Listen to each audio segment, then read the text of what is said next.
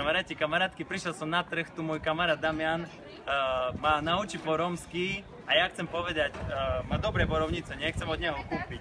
No, Jak tak, poviem? tak. Kamav tecinel borovky. Kamav tecinel borovky. Kamav, to je, že ja chcem. Kúpiť. Tecinel je kúpiť a borovky sú čučurietky. Čurietky. Tak sa povie v regióne Gelnica. A ty keď chceš predať, čo povieš?